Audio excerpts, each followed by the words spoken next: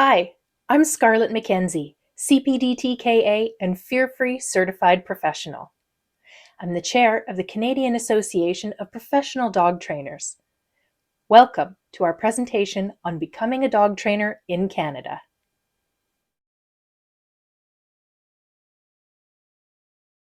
So if you ask a dog trainer how they got started, their story will be different than anyone else's. Everyone comes from a different background, has different goals, and enjoys different aspects of training. So if you ask every single member of the Canadian Association of Professional Dog Trainers how they became a dog trainer, it's going to be different from the last person. So that's what I mean by there's lots of ways to get there, and just because your path is different from someone else's doesn't mean that it's not correct or that it's not going to get you where you want to go. It's just that it has different paths leading to the same goal. All right, so monetary expectations. Now, of course, I can't say how much each person intends to be working as a dog trainer. It depends on if you're working for someone else, in which case it would be an hourly wage. It's a little bit easier to calculate what your annual wage would be if that's the case. You might choose to work for yourself. For that, there are huge advantages and huge disadvantages too. So we're going to delve into that a little bit more. Diversify your income stream. So that is a big tip from me, is that, especially in the very beginning, you're going to have booms and busts. So you're going to get a lot of puppy clients at one time of the year, and then Christmas holidays comes around and nobody comes to dog training classes in the whole month of December. So just be aware that that's going to change how your classes look or how your consultations look. So by diversifying, a really great way to do that for trainers, just to make sure it's even throughout the year, is to have group classes and possibly offer some specialized in-home boarding over the holidays, especially because Christmas holidays and summer holidays, nobody comes to training classes, but boy, are they asking you for recommendations for boarding. So if you want to have maybe 2 or 3 of your clients' dogs in your home, if that's something you're interested in having as a boutique experience for those dogs, that's a great way to ensure that you have some income during those different times of the year. And you also want to make a lot of connections, which is what the CAPDT is really here to help people do, is to improve dog training through education. So that's why we provide a lot of education in our members portal. We have educational videos, handouts, we have all kinds of templates and things that you can use for your business.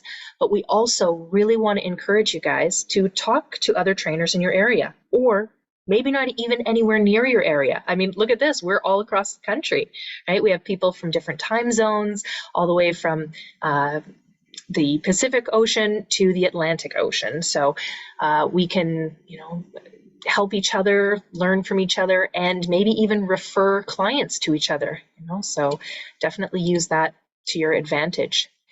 Another way to make connections is also volunteering. So if you have an animal shelter or a rescue or anything to do with animals whatsoever, whether it's a kennel or a pet store even, that's where pet owners go and ask for recommendations.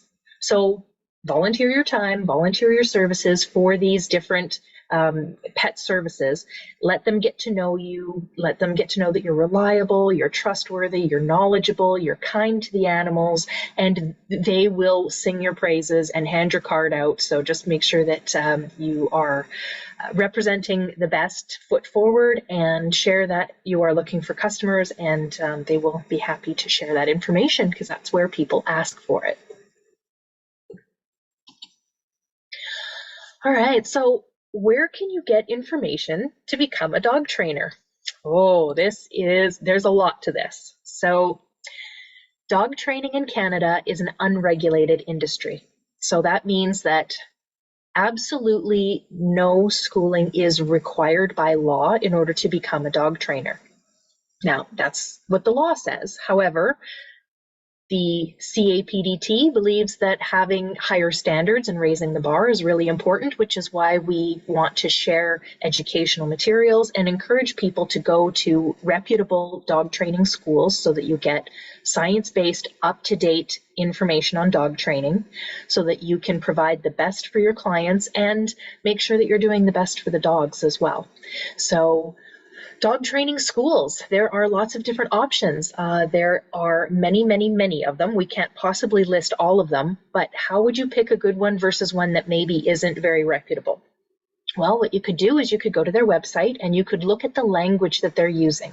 So are they using outdated terms like pack leader or alpha or anything like that? It might be an indicator that maybe they might not be using the most up-to-date information in dog training. Now, of course, I mean, it all depends on the context, which is why you're going to have to do a little more investigation and find out how they're using those words and in what context. What you're going to want to look for is someone who uses science-based information, someone who includes things like body language, like dog body language, tutorials, as well as making sure that you are reducing the fear, anxiety, and stress in the animals. So there's lots of different ways that might be worded, but making sure that it's putting the animals' needs in context to what we would be learning. Let's see, there are different ways that you could attend these schools because, of course, sorry, I just moved the slide forward too quickly there.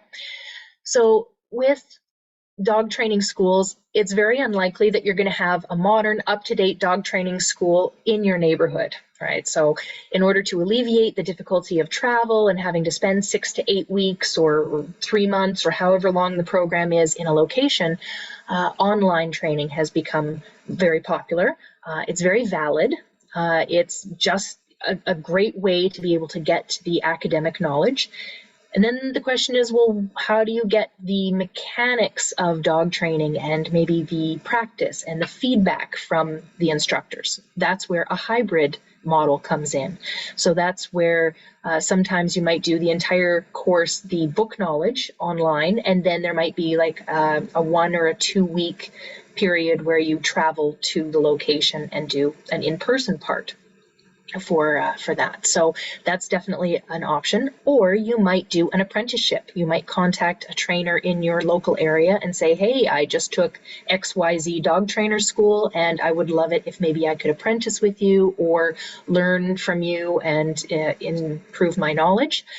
Now, little bit of a caveat there is that apprenticeships, it's very standard that if you approach a local dog trainer, they will not want you to be opening your own business within a certain territory within a certain amount of time. So it's very common for them to have a contract where you are not allowed to open a business directly competing with them, within a certain radius of that city or within, 2 to 5 years. That's pretty typical. So I just want you to be aware that, if you want to start a training facility in your location, you might not want to apprentice in that location. Just keep that in mind. For the academic and practical, I've spoken to that a little bit with the hybrid model. And then different methods. That's another thing you want to look into when you're looking at what dog training school that you want to attend. Read their website, read their any information that's posted to see, do they talk about outdated methods or are they using science-based information? And like I said, some of the red flags are if they're, maybe if they're not credentialed. That's kind of a big red flag. If you're running a dog trainer school, you should at least have some credentials saying, somebody else has, reviewed what I'm saying and agrees with it. Someone who says, oh, I just certified myself, it's not impossible, but it might be a red flag for you and you might have more questions if that's the answer. Yeah, so you want to look for something that connects with you. The other thing to keep in mind is there's a lot of different focuses that different schools have, right? So there are some schools that focus more on clicker training. Clicker training is awesome, but not everyone ends up going into being a clicker trainer. So, that might fit into your matrix when you're deciding where you want to go to school. All right. So connections, where can you make connections? Word of mouth from clients is gold. Okay, they are going to be your cheerleaders. You definitely want to make really good connections with your clients, have a really authentic relationship with them, and let them know that word of mouth from them is very appreciated. Working relationships and alliances. So that would be, maybe reaching out to your local pet service businesses and seeing if you can help them. Maybe you can volunteer for a fundraising drive for the OSPCA or some kind of local charity, and that will help them get to know you, and they'll learn more about you. So volunteerism is a really great way to do that. And it's not so much who you know, but it's who knows you. So make sure that when you're doing this volunteering, make sure you're wearing a t-shirt that has your logo on it, right? You want them to remember your name. Otherwise they're going to go, oh, that person, oh, they were great. They're here all the time, but I think they have a business, but I don't know what it's called. So you want to make sure that your t-shirt has it, or you become friends with them on Facebook and you make sure that they see your posts so they remember your dog training business name over and over and over. They see it in their feed. Another thing, I don't know if I talk about this later on in this slideshow, but have a website, because the number one way I get clients is they say Google, right? I have it right on my form. I say, how did you hear about me? I'd say about 90% right in Google. So the number one way to get high ranked on Google is to have a website and list the location that you're based out of, because that's what Google is going to go by. They're going to go by how close are they to your location, and then the words dog training. So your business name, dog training, location, put that all over your website so the SEO helps that come up really high in their search.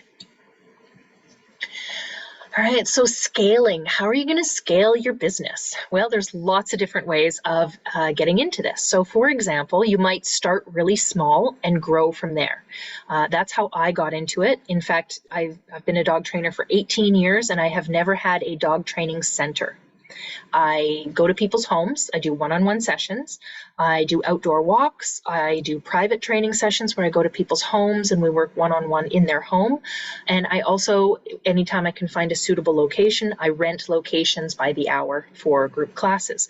But the beautiful thing about that is that you're not tied into a long-term lease, and you don't have to be out tens of thousands of dollars every year to pay the lease on that building, and then taxes and upkeep. And of course, there's always plumbing issues and electrical and heating.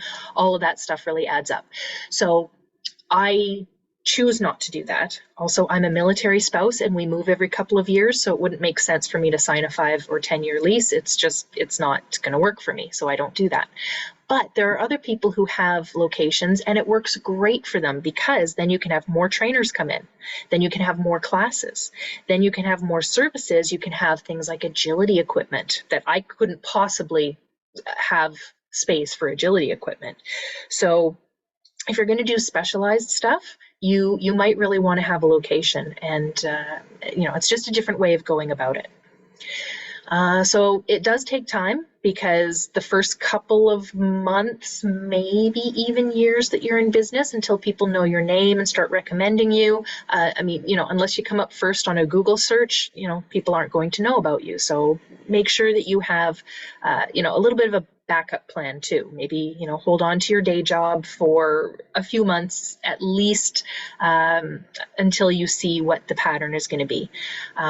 Things move very quickly these days, so it might be a little bit different, but my advice is keep your day job for at least 2 years after you've started your dog training business. And that way you'll have 2 years of patterns to go by. Like, when do you get a lot of clients? When don't you get a lot of clients? How much you charge? How much the taxes are going to be? So that will give you a good indicator before you leave your other income source. And then I recommend that you both generalize and specialize. So that meaning basic obedience is your bread and butter. Okay, everybody looks up dog training when their 8-month-old dog chews the couch cushions and they want to go to obedience class. Okay, that's most of your business. So you're going to have to do, some basic obedience stuff for pet dogs. But you're also maybe going to have a different passion, right? Maybe you really love scent detection. Maybe you are into search and rescue. Maybe you are really into dock diving. All of those are awesome, And if you specialize in that, people are going to come from really far away in order to come to you, which is great, but you're not going to have as many of them, right? Because they have to travel a really far distance. So I recommend that you do both, that you both generalize for the most popular services that people are looking for, and then also have a specialty and let people know what that specialty is. Put that picture like front and center on your website, have a Facebook page where it's talking about what you specialize in, and let people know so that they can come from far and wide to your specialty. All right, so becoming a trainer, licenses, taxes, and legal stuff. All right, so it's going to be different in every city, town, province. Of course, it depends on your provincial business licensing and your municipal business licensing. So let's start with dog training qualifications. Now, there are no required dog training qualifications because it's an unregulated industry currently in Canada. But as we already talked about, it's always great to have qualifications. So I definitely recommend that you look into different programs that interest you. Things that you're interested in will interest other people. So we're talking things like, you know, if you want to become a member of the CCPDT, so then you get some letters after your name, or you might want to go to the Pryor Academy and then you get KPA after your name, or maybe you take fear-free certification, which is an online course, and it's all about reducing fear in animals when they go to the veterinarian, and it's based on things that you can do to help animals reduce stress and fear in everyday situations. So, I mean, I couldn't possibly list all of the qualifications, but it's great to have them, and please do continually upgrade your education. So what about a dog training license? That's kind of a trick question because there is no dog training license. So that is one thing that you do not need to get, and you couldn't get it even if you wanted it. There's no such thing. So let's move on to provincial business license. Yes, you can get a provincial business license, so go right ahead and get that. In Ontario, I believe it's $60 for 5 years. So it's pretty easy. Basically, just go online, you let them know, you know, what business you're doing and your address, and you pay your money, and it's good for 5 years. Every province is going to be different, so I can't speak to other provinces. That's just Ontario. So municipal business license, that's going to be different for everyone. So wherever you live, you're going to have to look that up and find out what the zoning is for where you live, right? So where I live, I am allowed to have a home-based business. So I have an office, so that's the home part of this business, but I go to other people's homes. So I don't have, you know, any concerns about noise complaints or extra parking or anything like that. It might be different for you. Maybe you want something different. So make sure that the zoning allows for your business, because man, wouldn't it be terrible if you have a neighbor that just doesn't want to hear a barking dog for 20 minutes a day and they call your municipality because you don't have a business license to have a dog training business in your home. So you want to make sure that you are in the right zone for what you're offering. All right, so here's a big one, insurance and liability. So to reduce your liability, you want to make sure you are well educated in what you're offering. So that means, yeah, taking some school, taking some certifications, making sure that you get some experience in it before you start offering it. That's going to help limit your liability because you know what you're doing. And then you're going to take that knowledge and then you can apply for insurance. It's really hard to find dog trainers insurance, but there are 2 companies in Canada, and you get a discount with both of them if you are a member of the Canadian Association of Professional Dog Trainers. So you get a discount at both of them, and their names are ProFur, spelled P-R-O-F-U-R, and the other one is named ProLink, P-R-O-L-I-N-K. So those are the 2 insurance companies that will cover dog training in Canada. And it is based on how much you make in a year. I don't know about ProFur, but I know that when I was first speaking with ProLink, if you make less than $10,000 a year at dog training, then your premium is in like the $600 range. But if you, as soon as you make $10,001 or more, then your premium goes up to closer to $1,000, just a little over $1,000 with taxes. So I know it's it becomes 10% of what you make that year if you only make 10,000, but that's how they explained it to me. They said as soon as you go up to 10,000, it's no longer what they consider a hobby anymore, and then they charge double. So just be aware of that if you're budgeting for insurance. Also, when you're filling out your insurance application, make sure you check all of the things that you offer. So for example, if you offer group classes, private consultations, behavior consultations, those are all separate categories. If you transport animals, right? If you're going to be a dog walker and you're going to pick up animals at their person's home, then that is another category that you want to let them know of. If you're a pet first aid instructor like myself, that's a different category, and that's actually why I had to switch to Pro Fur, because Pro Link didn't cover pet first aid, Pro Fur does. So, sorry, pet first aid instruction. If you have pet first aid certification, both of them will they appreciate you having that, but if you are teaching it, then only Pro Fur will cover that. So it all depends on what you're offering. And then taxes. Well, of course, that's going to depend on how much you make and where you live. So all those taxes are going to be different. But if you're working for yourself, please put money aside so at the end of the year, when the government says, oh, you owe us X number of dollars, that you have it set aside, because they don't forget. When you're a business, they remind you to remit your taxes. So make sure you save it throughout the year. So now we are kind of going to open it up to talking about some of our experiences. And if you guys have any questions, let's delve into what it is you guys are interested in learning about.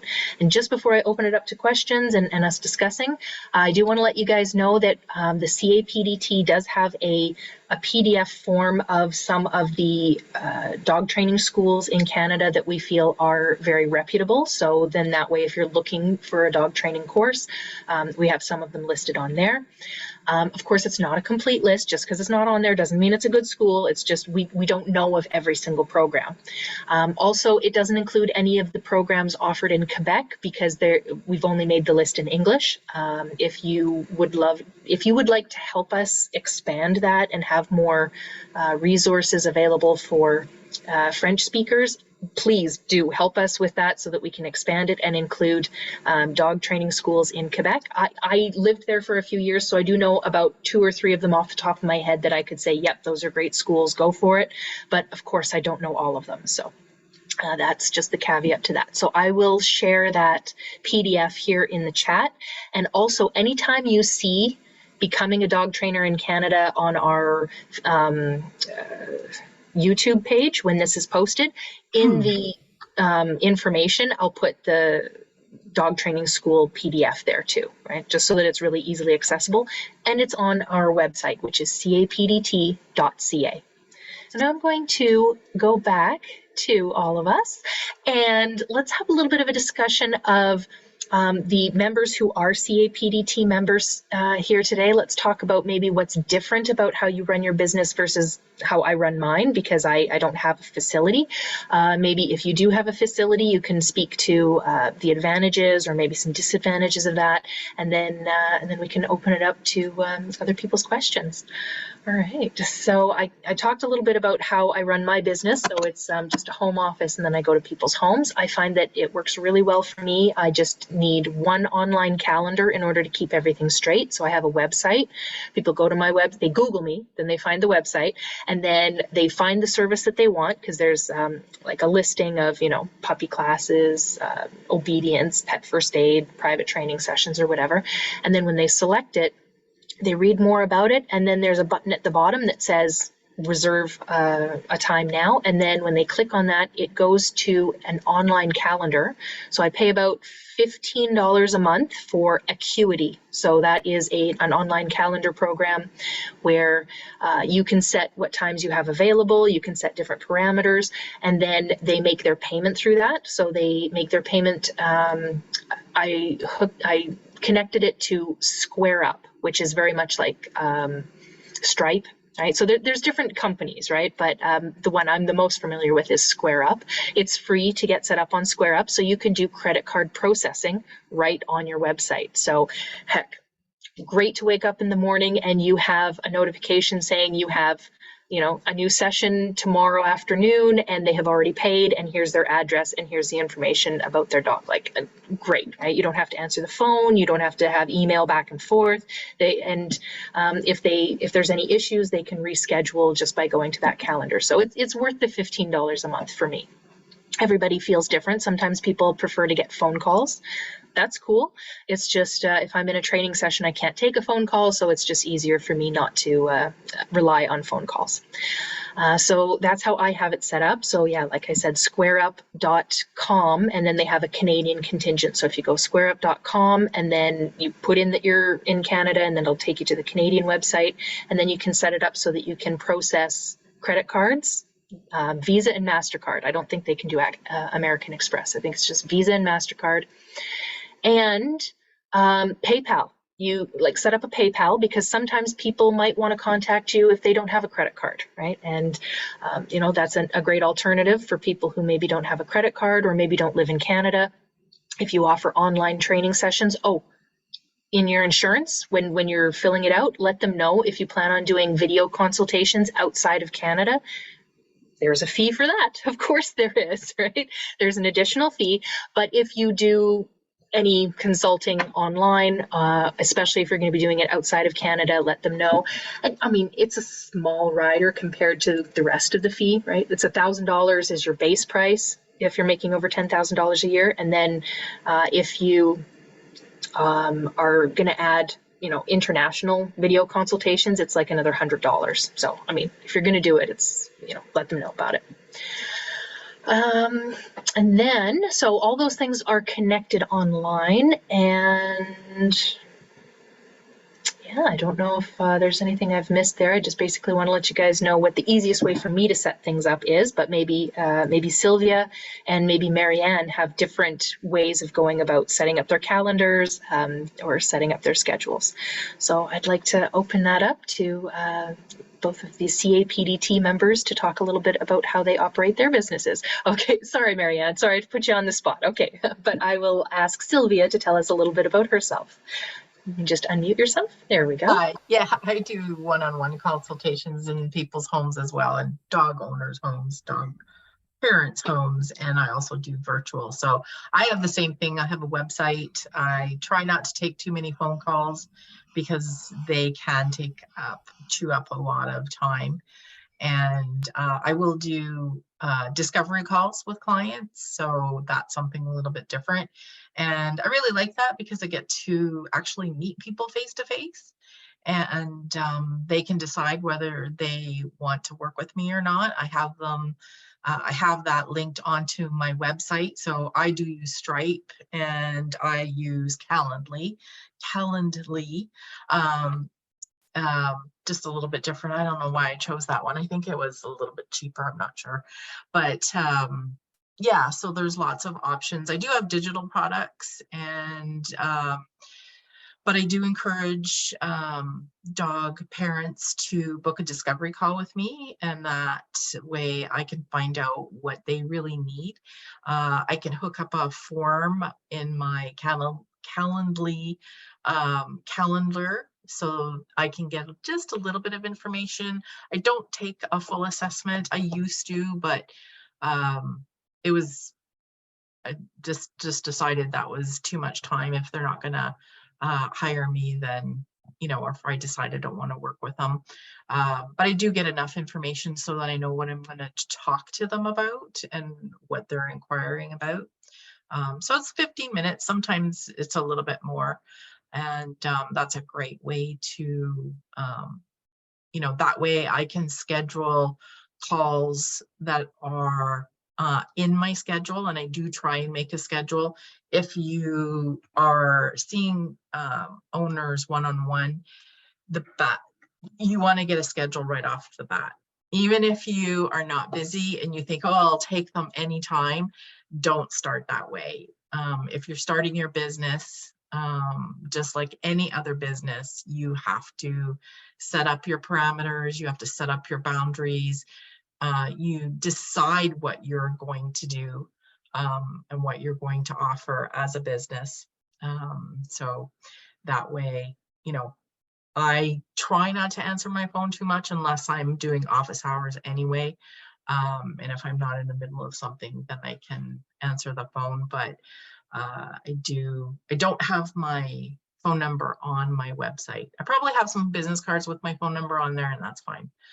But yeah, I don't do classes anymore. I used to. I've never owned a facility. I've had my own locations within the property, and I'm a little bit like Scarlett. I am still married, but I am married to retired RCMP, so we did move around a little bit as well. So I was able to take my business with me. There's some places where I rented spaces. I've done puppy classes in veterinary clinics, and that is a really good opportunity. If you establish a relationship with a veterinarian, some veterinarians are very progressive, and they're all too happy to have you do puppy classes in their clinic because they know the benefits of it. Not just that they're going to be seeing their clients who are learning skills. I mean, part of my puppy classes, you know, there was handling in there as well. But by having puppy classes in a veterinary clinic, we're actually doing a lot of classical conditioning. So puppies come into the go, yay! So those are good options. I've done that. I did that for several years. I don't do classes anymore. It's just one-on-one. And I have done Zoom classes. Those can be good if you have a good following. So I've done Zoom puppy classes, I've done Zoom teen classes, I've done reactive classes. So those are good options. And a lot of behavior work, a lot of trainers are taking those virtually. If you're not, you know, if you're not at that level, then that might not be something for you. But yeah, so I do see clients in other countries. So, but yeah, set up your business, you know, not just as a hobby, and you really do want to set your parameters, your boundaries, what your schedule is going to be, when you're going to see clients. Learn to say no. That's important. Learn to say no if you don't feel comfortable with a client. I'm going to tell you right now, you'll avoid a lot of burnout by doing that, because you don't want to work with people that are just not going to follow through with you. Yeah, keep going to webinars if you can, attending webinars. All the conferences are online, still online. They're back in person, but they're still online. So you'll be wanting to do a lot of continuing education. Let's see what else. Yeah. Thank you so much, Sylvia. That was awesome. Yeah. And speaking of conferences, yes, conferences are back. And if you're a member of the CAPDT, you get an amazing discount for the APDT-CAPDT conference, which is in Covington, Kentucky, October 18th to 20th. So it's in person, great speakers. In fact, the keynote speaker, Andre Yu, is Canadian. He's from the Pryor Academy. So if you're looking for an excuse to go on a little mini holiday, go down to Covington, a 3-day pass, we have a fantastic deal in that you can pay in Canadian dollars instead of having to pay the exchange rate. Like, wow, what a good deal. It's also in Canadian dollars if you buy it through the CAPDT members portal. So you're going to want to be a member and purchase it through there, and then go and see other Canadians there at the conference and share all of your knowledge and your excitement and your enthusiasm, because remember, it's all about who knows you. So you want to wear your t-shirt, you want to make sure that you bring your business cards, you want to tell people what you do, and they might refer clients to you. I mean, look at us. We're all across the country. We're spread right out. So we're going to know somebody in our area that is looking for someone in your area. Yeah, so, it is a good deal. It is a good deal. I was happy to take advantage of it. Lori Lee asked me Were you Yeah. asking me how long I've been training, Laura Lee? Yeah, so I've been training for over 30 years. And so I have, I've seen a lot of things. And I mean, I've worked in shelters as well. So I was behavior manager at a big shelter. I've worked in quite a few veterinary hospitals. That's actually how I started. I was an office manager and worked a lot up front at reception. And I had a wonderful boss. He really believed in continuing education, and not just for himself, but all his staff. So he was very open to, you know, if you want to do continuing education, yep, tell me why you need this. But he actually pushed us to do, there were no dog training schools when I started, okay? There was no such thing. And there was no such thing as puppy classes. So the only thing that was available were obedience classes, and your dog had to be 6 months old. And the obedience classes were old-fashioned military, which it came from the military, and they just taught you what they had to do to, you know, receive their titles in obedience. But I was fortunate. You know, I did kind of have a puppy. I did puppy one-on-one with somebody, and that was rare. So I had her a little bit as a mentor, but my boss did send me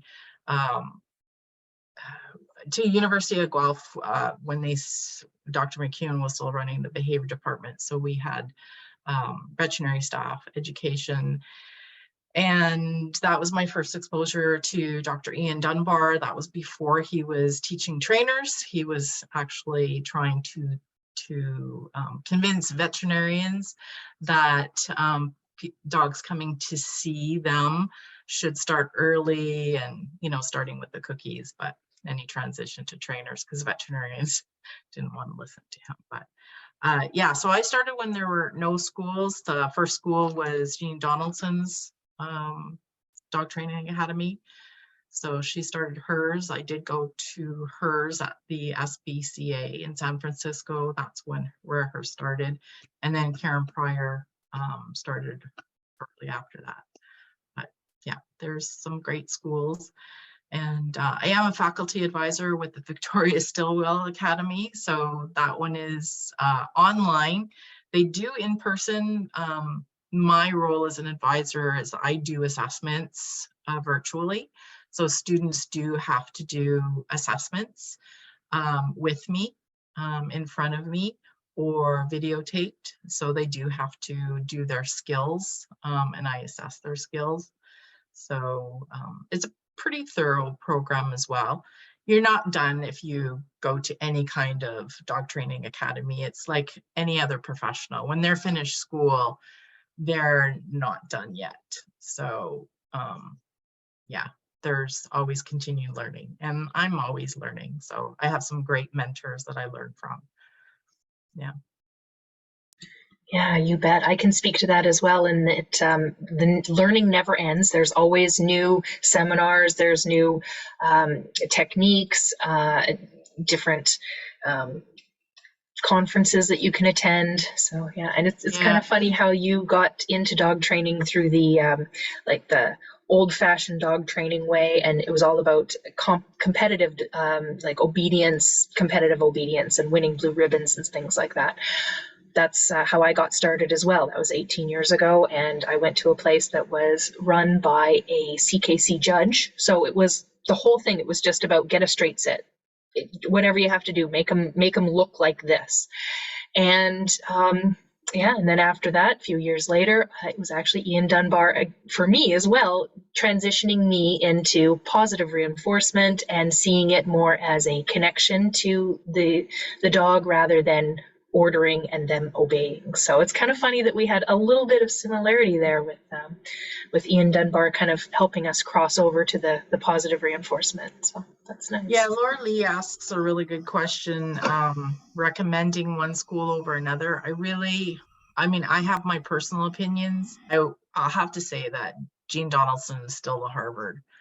I know Karen Pryor has some great faculty, but just my observations, they don't touch as much on behavior as say Jean Donaldson's Academy does. So if that's not your interest, then that's okay. There's other dog training schools, so you have to do your homework. You can speak to other students that have gone there and listen to their experiences. When I started, first of all, there was nothing, and when there wasn't a lot of choices, and most of the learning was done at conferences. But get hands-on experience. You can do all the book reading and all the book smart, and it will, and even professionals better than me will tell you the same thing. You can have your master's in applied behavior analysis, but there's nothing like getting your hands on working with animals. If you have it, and if you've acquired the knowledge of learning theory and operant conditioning, get your hands on other species, because too.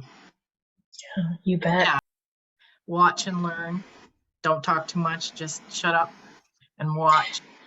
And that's an excellent tip for when you're working with the dogs too. The less you talk, the more they hear what's important, right? Like how when we're telling our clients, don't say sit, sit, sit, sit, sit, sit, sit, right? Just say it once and then zip it. So yeah, reducing the amount you talk.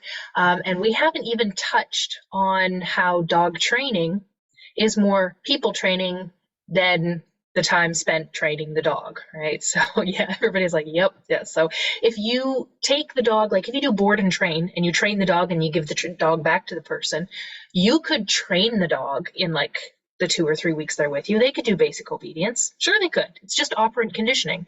But as soon as they go home with the owner, if the owner doesn't do the exact same thing the exact same way you did it, it's like they were never there. So there is some major drawbacks to board and train. I mean, it can be advantageous, right? It's not that it's bad across the board, but it is very difficult to get the owner to do the same thing that you were doing without, them putting a significant amount of effort into it. There needs to be transfer sessions. So absolutely, and train is so. And something that really upsets me sometimes is when I hear trainers saying that, well, I don't like people. And it's like, then you're going into the wrong business. Yeah, because dog training, you're training the owners. Can I just jump in then on that note? Yes, so go ahead. You find that because it is so important, but that you learn to really not pick and choose, but like you say, you have your boundaries, and that in the end, as you become more experienced, you are working with people you enjoy because they align with you, and you align with them. Like there is a connection. Because I also wondered when, Scarlett, you were talking, and then Sylvia, you had alluded to like your discovery calls, which I think is a brilliant idea, because I wondered about that whole chemistry starting up front, ensuring that you have it with the owners. Because it's going to be such an important part and piece of the relationship, depending certainly on how long that you're going to be together. So I guess I'm kind of waffling around here, but do you find that this becomes like the more experienced you are, you end up, you're not working all the time with really difficult people. Like you end up, you can sense who you can work with, and then that's what you go with in terms of your boundaries. And as you said, Sylvia, saying no if you don't think it's going to be a good partnership. Yeah, yes? And I have to say, that the human side has gotten more difficult. I'll be honest. Than when I first started. I'm going to tell you, if you are in front of somebody that is not doing what you've suggested and recommended and shown you, it's because we are so passionate about our work. And like I say, for me, it's it's the animal, but it's the people too. It burns you out because I don't want to go to sleep at night worrying or having that make me upset. And that's what happens when you get people in front of you that just aren't doing it. And that's more the one-on-one. When you have people in class, you're going to get a whole array. It just depends. It also depends on where you are. I will tell you that, having moved around, and Scarlett, you know, you've probably seen this too if you've moved around. I mean, you gotta have, it's demographics kind of play into it as well. Yeah, it's you know, it's definitely going to change who is living in your area. Yeah, so it's who's in your immediate area for sure. I think that the biggest tip that I would have for dog trainers, especially if you're going to be going in doing one-on-one training, like in people's homes, is that for the most part, you're going to get absolute beginners. You're not getting your professional sport dog trainers. Like they exist and that's great, but they don't tend to be the ones that call you to come to their home. The ones that call you to come to their home, it's they're just newly retired. They just got a puppy. They have no idea that puppy biting is not an indication that their dog has rabies, right? Like they are just in a panic when their puppy bites them. So essentially what I'm saying is meet the client where they're at, because you're going to go in there with all these ideas in your head. Oh, we're going to do sit, stay, down, come, recall. Oh, and we're going to do like everything perfectly stationed. And then you get there and they're so busy telling you about, you know, their first night with the puppy and all the issues that they're having. You might not even get past, you know, getting the dog to station on a mat while you're talking. So my favorite thing to do is make sure that the treats aren't going to give the puppy a tummy ache, or the dog, whatever age, and you get them to come and sit, and you're doing all this silently, right? You're talking to the owner and you're rewarding the dog for stationing. And as the dog is in that spot more often, the owner just, you know, they're talking about what they need. They need to tell you these things, right? You already know it. You know the struggles they're going through. They're all similar, but they need to say it out loud. So let them. Meanwhile, you're training their dog to sit and stay while people are visiting in their living room. And then halfway through, you say, oh, I'm all out of treats. Do you want to take over? And then the person comes, sits where you are, and they treat the dog as you're talking. Boom, you have just changed their world, the way they see training, the fact that it doesn't have to be arduous, the fact that they can just do a little bit at a time and it makes a big difference. So that's my number one tip, is don't go in there thinking you're going to be doing like super high sport level training. You're making a connection with the owner and the dog, and if you just get them to settle on a mat while you're finding out what they want to work on, you've already met them where they're at, and then you know how to help them from there. So yeah, so it's basically shaping. Everything you do is shaping. You're going to start with what they're doing right now, and don't judge them. Don't ever say, oh, you shouldn't do that, or that's the wrong thing, or you did everything wrong. You just say, okay, oh, I see where you're going with that. Could I just make a little suggestion if you move that over there and then tweak this? And how do you feel about maybe trying it this way? That really opens the door to them being a lot more open to it. And that's going to make a lot of difference. So start where they're at. Don't try to make them perfect. Just shape. Okay, so it's all about getting those that buy-in from the owner as well. Yeah, and you need to remember that the human's going to be really nervous about you walking in the door. Mm-hmm. Yeah. Does anybody maybe have a few schools that they've narrowed down and maybe want some feedback on the schools and what kind of match it might be for you? Like, for example, if you're going to an online school, that of course is the best match if you're not able to travel to a location. So for example, we have 2 dog training schools, Canadian dog training schools, listed in that PDF that I posted in the chat. So you can download that. It's a PDF. 2 of those schools are run by members of the CAPDT. They're up to date, they're science-based, they're 100% online, and they are a fraction of the price of Jean Donaldson's, which, true, the Academy for Dog Trainers is the Harvard of dog training, but it's also priced as the Harvard of dog training. So if you don't have $8,000, you might, want to go to one of the Canadian schools that has an online option that we do feel has a complete curriculum. So that might be a good choice for you. Or the Pryor Academy, which is fantastic for mechanics. Like if you want to be quick with that clicker, like get your timing, you want that timing down pat, Pryor is your go-to. But if you don't want to always be using a clicker, maybe clicker is not your thing, maybe the sound bothers you, I don't know, maybe if that's not your thing, then you're not going to want to be going to the Clicker Training Academy. So just find what speaks to you, and know this: you will be doing more than one online or more than one schooling, right? Because I mean, you're going to take more conferences, you're going to take more learning.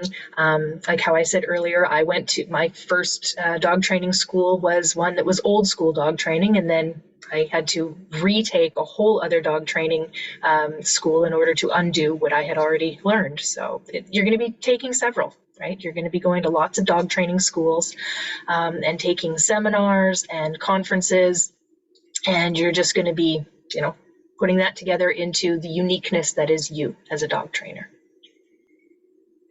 Yeah. I saw something up here about CPDT-KA. Alexis, what is, I just want to make sure I see what your question is. Question about the exam requirements.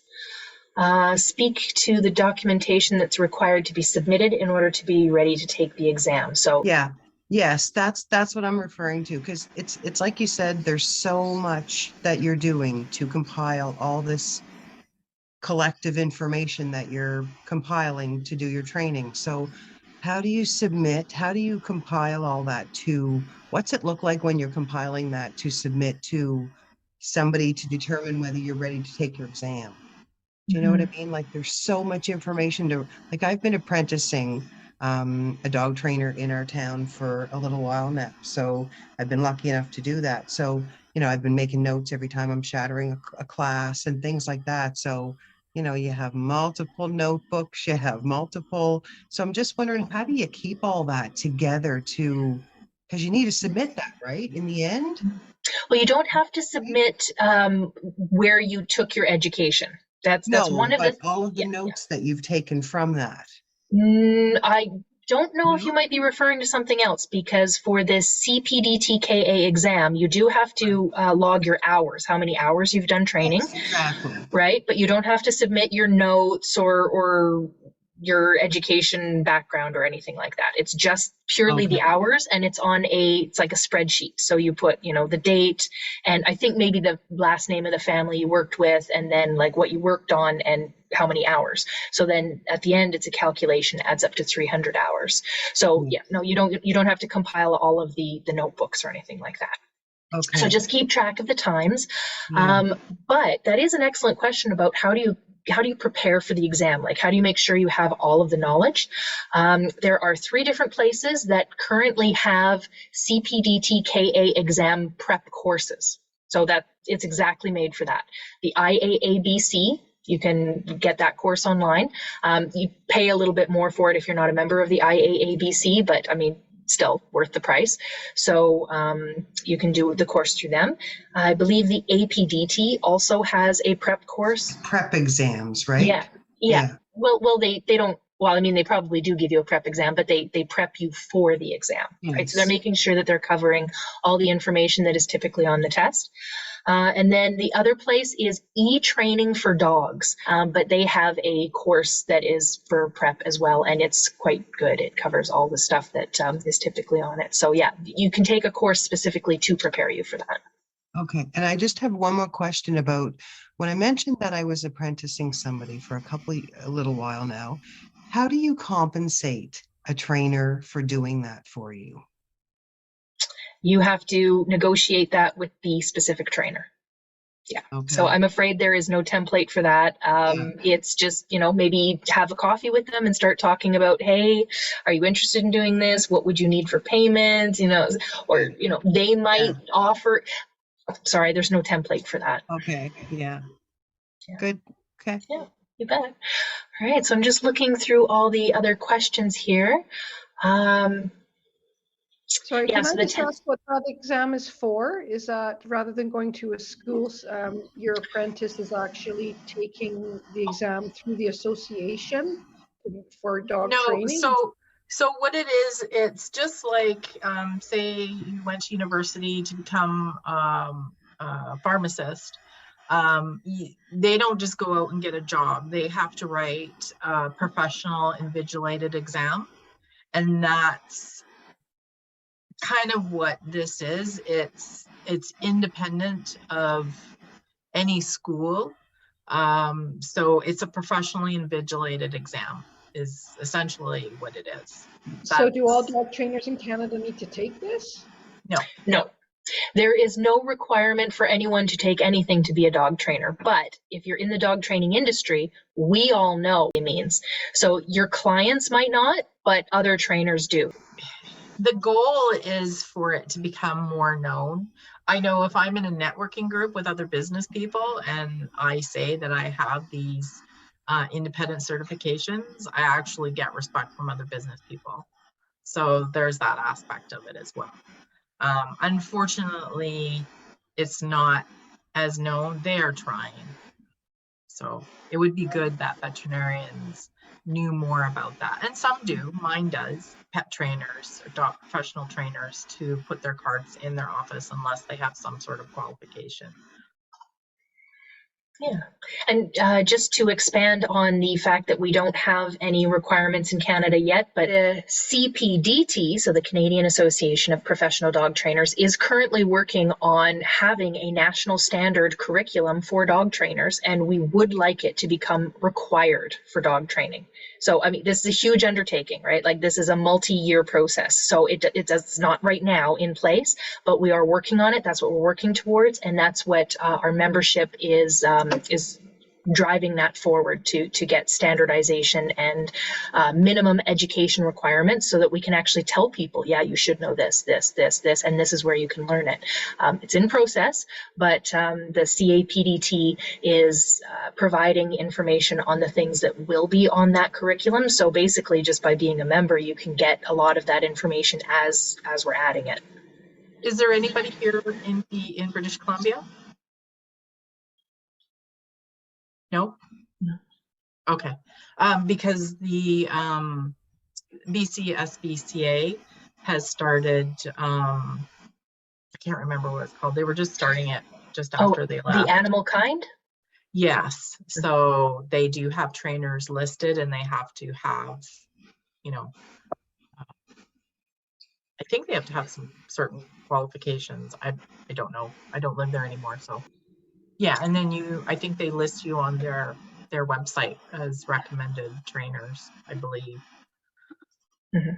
If you're in BC, look into that. Yeah. I think somebody said they were. Yeah, Kathy. I think Kathy. Yeah. Oh, thank you for providing the link there in the chat. That's perfect. Okay. Yeah. So has anybody got a school in mind, or are they, trying to decide between two, or anything that we might be able to help you with?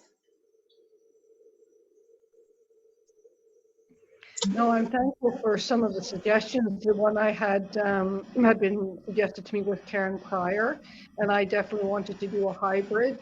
And I knew that I live in Toronto, and I knew that Andre, I took actually my dog through his training when she was a puppy, and I knew that he does some of the, like, I think it's 8 days or like 4 sessions, but of 2 days where you go and do start in person. And I definitely wanted to do that.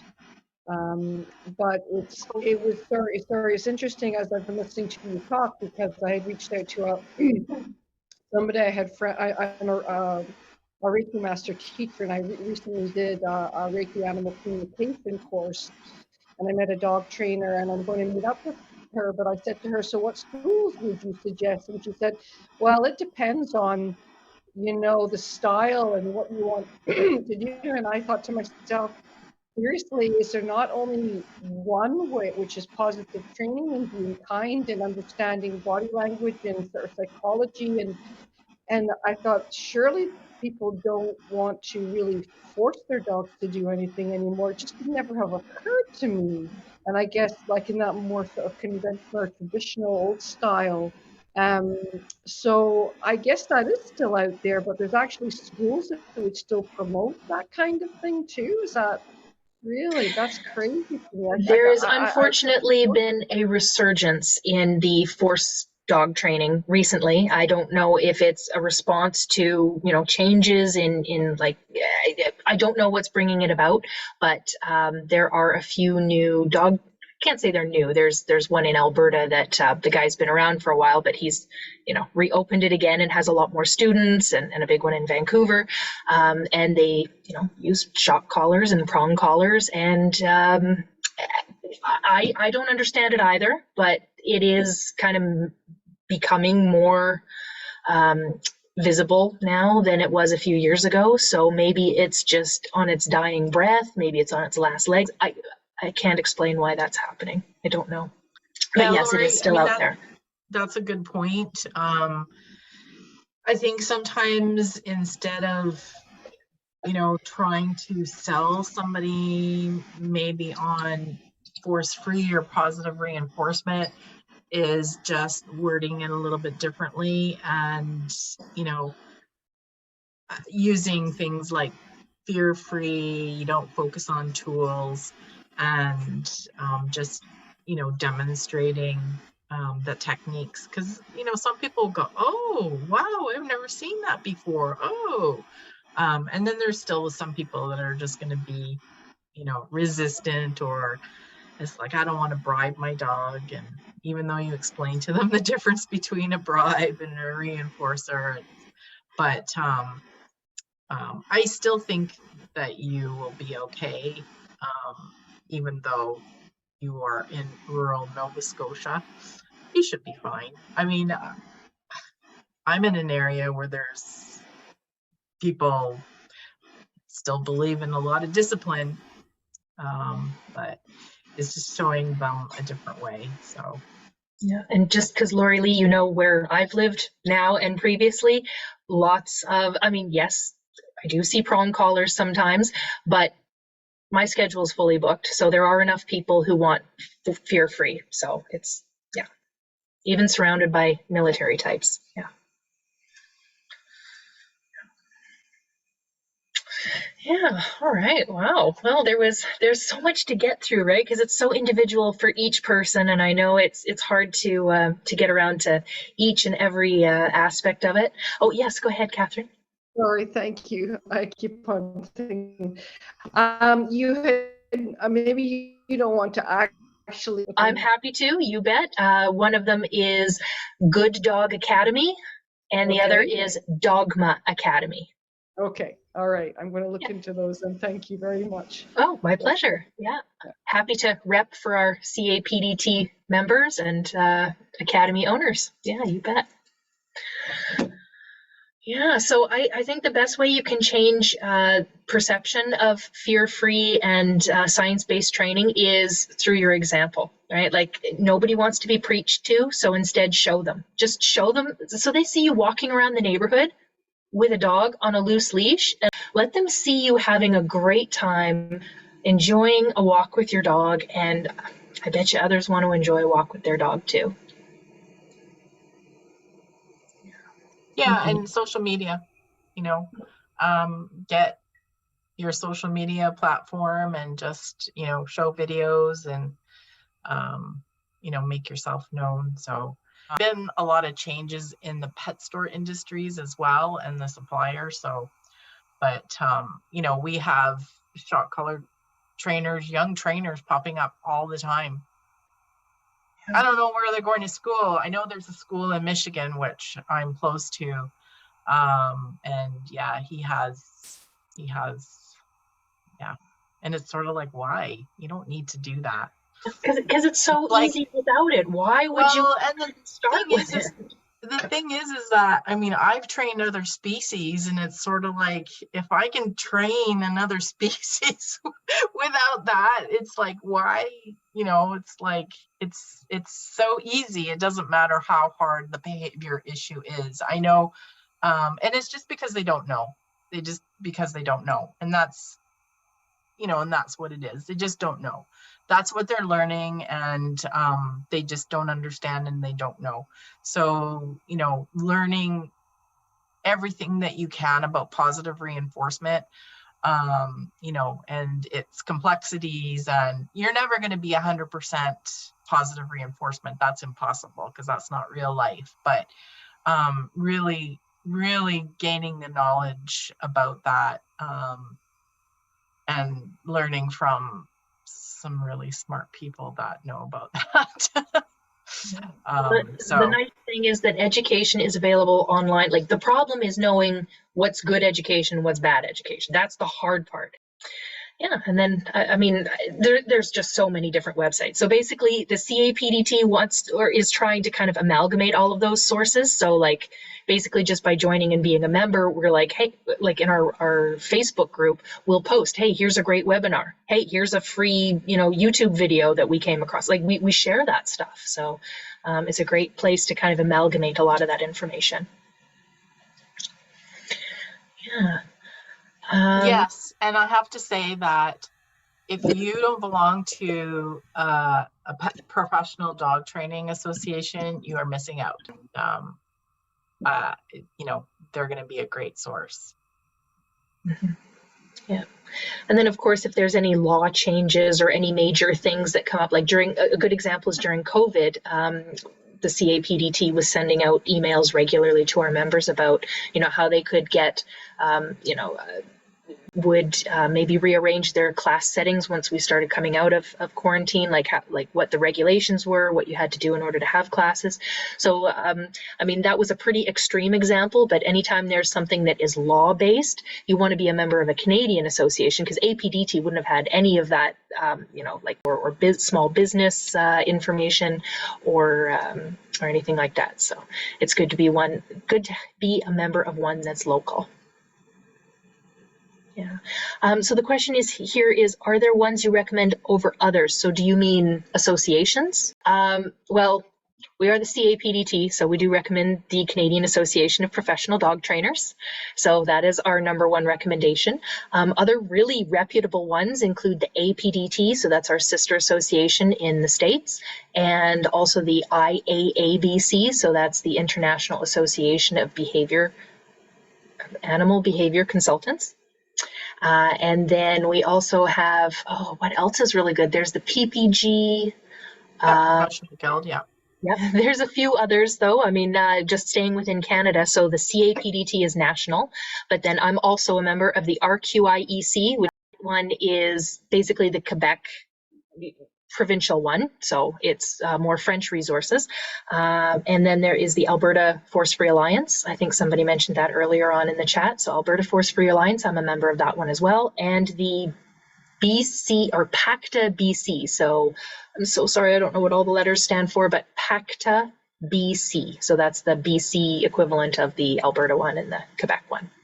You don't have to belong to all of them if you think that you don't need to belong to all the associations, but pick an association to belong to. And I would say, the Canadian Association of Professional Dog Trainers is definitely going to be #1 if you're Canadian. So I do appreciate everybody coming to speak with us today. And I know it takes a while to go through everybody's questions, but we're happy to answer them. If you want to join the CAPDT and you're not quite ready to be a professional trainer yet, don't worry, we have an associate membership you can get as well. So you get access to all of the information. It's just that your name doesn't get published publicly on our professional members search. So you won't get phone calls from people looking to have you train their dog until you're ready. So basically you can start as an associate, get all the information, get all the resources, and then transfer that into a professional membership and get listed on our website. Thank you so much. This has been such a gift tonight. Thank you. You are so welcome. Thank you so much for joining us. It's been great to have all of you guys. Thank you so much. Have a wonderful night. Thanks. Bye-bye.